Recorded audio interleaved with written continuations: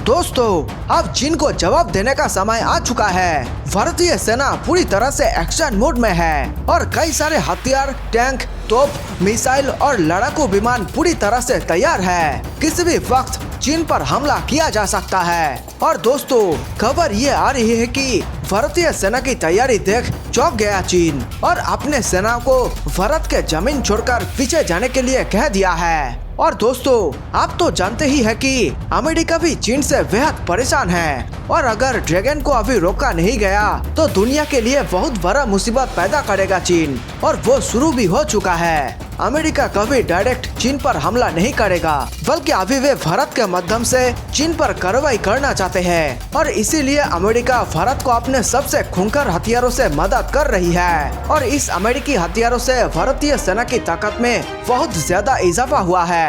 दोस्तों, भारत की तीनों सेनाओं की स्वदेशी आधुनिकीकरण की प्रक्रिया तो तेजी से जारी ही है। साथ ही विदेशी हथियारों से भी सुरक्षा बलों को मजबूती प्रदान की जा रही है। इस समय भारतीय सुरक्षा बलों के समक्ष सर्वाधिक चुनौती पूर्वी लद्दाख से सटी चीन सीमा पर ही है। इसलिए भारतीय सेना यह अपना आधार तेजी से मजबूत कर रही है। भले पूर्वी लद्दाख के गोगरा में करीब 15 महीने तक आमने सामने रहने के बाद भारत और चीन की सेनाओं ने अपने सैनिकों को पीछे हटाने की प्रक्रिया पूरी कर ली है, लेकिन भारत की निगाहें सतर्क है क्योंकि चीन धोखा देने में जरा भी देरी नहीं लगाता। पूर्वी लद्दाख में इस समय सेना की कैसी है तैयारी? इस समय भारतीय सेना के जवानों को वास्तविक नियंत्रण रेखा के पास लद्दाख के 9 आधुनिक हथियारों के साथ अग्रिम ठिकानों पर तैनात किया गया है। दुश्मन के बुरे इरादे को भांपते ही हमारे जवान अपने आधुनिक हथियारों से उसे पल भर में ढेर कर सकते हैं। यहाँ सीमा की रक्षा के लिए भारतीय सैनिकों को अमेरिकी 6.716 असल्ट राइफल और सिप्स MP9 पिस्तौल गन दी गई है। इसके अलावा भारतीय सेना ने सर्दियों के लिए भी तैयारी शुरू कर दी है और LAC के पास अग्रिम स्थानों पर ठंड को मात देने के लिए फर्स्ट इरेक्टेबल मॉड्यूलर शोल्टर बनाने जा रहे हैं। सर्दियों के दौरान जब तापमान 0 से -35-40 डिग्री नीचे चला जाता है, तब इन फर्स्ट इरेक्टेबल मॉड्यूलर शोल्टरों में प्रत्येक में 40 सैनिकों को समायोजित किया जा सकता है। नौमा क्यों है महत्वपूर्ण? भारतीय वायुसेना की क्या तैयारी है? जहां तक इस इलाके नौमा की बात है तो भारत के लिए सामरिक लिहाज से ये क्षेत्र बहुत महत्वपूर्ण है। नौमा चीन सीमा के करीब भारतीय सशस्त्र बलों के लिए केंद्र बिंदु के समान है। इस समय भारतीय वायुसेना की ओर से यहाँ बड़े विमानों और लड़ाकू विमान के लिए एडवांस लैंडिंग ग्राउंड तैयार किए जा रहे हैं। भारत ने ये तैयारी LAC के पार चीन द्वारा अपने बुनियादी ढांचा बढ़ाने की कोशिशों के बीच जवाबी कार्रवाई के तौर पर की है। इस समय भारतीय वायुसेना पूर्वी लद्दाख के दौरान वेक ओल्डो, फुजके और नोमा में एडवांस लैंडिंग ग्राउंड को बेहतर बनाने में जुटी है ताकि बड़ी चुनौतियों का सामना करने में आसानी हो। देखा जाए तो नौमा इलाके में भारतीय वायुसेना के लिए एडवांस लैंडिंग ग्राउंड बहुत महत्व रखते हैं। नियंत्रण रेखा के पास होने के कारण यह रणनीतिक रूप से अहम है। इससे लेह से वास्तविक नियंत्रण रेखा तक पहुंचने की दूरी कम हो जाती है। वीडियो में आगे बढ़ने से पहले सभी भारतवासियों को मेरा नमस्कार। देश प्रेमियों,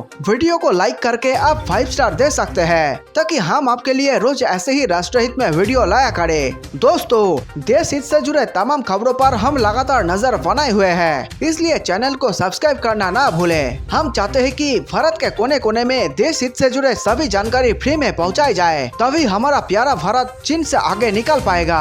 अगर आप हमारे इस मिशन में किसी भी प्रकार की मदद करना चाहते हैं तो इस वीडियो स्क्रीन पर दिए गए हमारे ईमेल आईडी पर हमसे संपर्क जरूर करें। साथ ही नीचे कमेंट में जय हिंद लिखकर पूरे भारत का हौसला बढ़ाएं और वीडियो को व्हाट्सएप, फेसबुक पर दोस्तों के साथ शेयर करके देश प्रेम को फैला दे। इस समय पूर्वी लद्दाख में Apache, Chinook helicopter, C-130J super Hercules transport aircraft, Garud और Mi-17S हेलीकॉप्टर दुश्मन पर कहर बरपाने को तैयार है। खास बात यह है कि अपाचे हेलीकॉप्टर काफी नीचे उड़ान भरने में भी सक्षम है। चीन सीमा के नजदीक अपाचे की ये खूबी भारतीय सुरक्षा बलों के लिए काफी काम आ सकती है। फिर महिलाएं कर रही है कमाल। आइए अब आपको एक और महत्वपूर्ण खबर से रूबरू कराते हैं। भारत चीन वास्तविक नियंत्रण रेखा पर सुरक्षा के लिए तैनात इंडो तिब्बत बॉर्डर पुलिस बल ने रविवार को मसूरी में प्रशिक्षित पूरा करने के बाद अपने पहली 2 महिला अधिकारियों को युद्धक भूमिकाओं में शामिल किया। पासिंग आउट परेड के बाद मसूरी स्थित ITBP अधिकारी प्रशिक्षण अकादमी से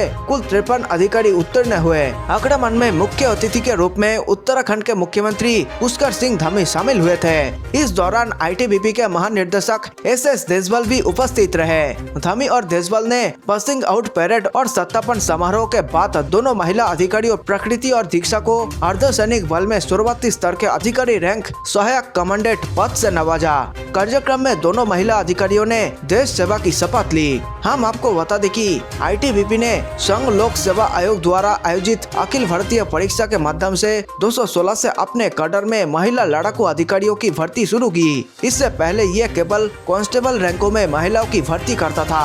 भारतीय नौसेना के बल में होगी भारी वृद्धि। इस बीच भारत के पहले स्वदेशी विमान वाहक विक्रांत ने 5 दिसंबर अपने पहली समुद्री यात्रा रविवार को सफलतापूर्वक पूरी कर ली और इस 40,000 टन वजनी युद्धपोत की प्रमुख प्रणालियों का प्रदर्शन संतोषजनक पाया गया। अधिकारियों ने बताया कि इस विमान वाहक पोत ने समुद्र में अहम परीक्षण के लिए बुधवार को यात्रा शुरू की थी। 23,000 करोड़ रुपए की लागत से तैयार हुए विक्रांत को अगले साल अगस्त तक नौसेना में शामिल करने की योजना है। समुद्री परीक्षण के दौरान इस पोत के ढांचे, मुख्य प्राणोदन, ऊर्जा निर्माण एवं वितरण तथा सहायक उपकरणों सहित इसके प्रदर्शन का परीक्षण किया गया।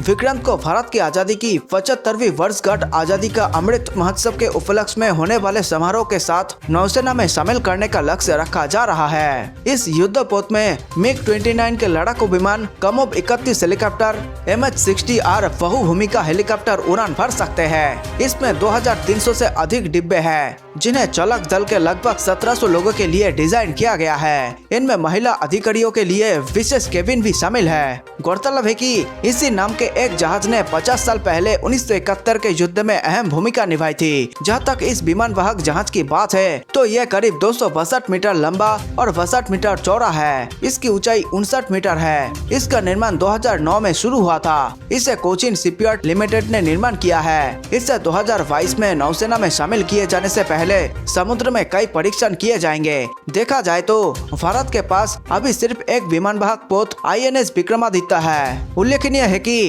भारतीय नौसेना हिंद महासागर क्षेत्र में सैन्य मौजूदगी बढ़ाने की चीन की बढ़ती कोशिशों के मद्देनजर अपनी संपूर्ण क्षमता महत्वपूर्ण रूप से बढ़ाने पर जोर दे रही है। हिंद महासागर देश के रणनीतिक हितों के लिए बहुत महत्वपूर्ण है। चीन के साथ सीमा से महज 25 किमी दूर अपाचे लड़ाकू हेलीकॉप्टर को किया गया तैनात। चीन के साथ सीमा पर तैनात के बीच भारतीय वायुसेना का अपाचे लड़ाकू हेलीकॉप्टर चीन के साथ सीमा से महज 25 किमी दूर दुनिया के सबसे ऊंचे उन्नत लैंडिंग ग्राउंड में से एक लद्दाख में अपनी कम उड़ान संचालन क्षमता का प्रदर्शन किया है। अपाचे लद्दाख क्षेत्र में पिछले साल मई जून से काम कर रहा है। अपाचे हेलीकॉप्टर की डिजिटल कनेक्टिविटी और अत्याधुनिक सूचना प्रणाली इसे खतरनाक बताती है। इस हेलीकॉप्टर में जिस तरह की तकनीकों का इस्तेमाल किया गया है वो इसे दुर्गम स्थानों पर भी कारगर मारक क्षमता और सटीक सूचनाएं उपलब्ध करती है। सघन पर्वतीय क्षेत्र में ये सबसे कारगर हेलीकॉप्टर है जो पहाड़ियों और घाटियों में छिपे दुश्मन को भी आसानी से तलाश कर सटीक निशाना साध सकता है। इसे कई तरह के बड़े बम,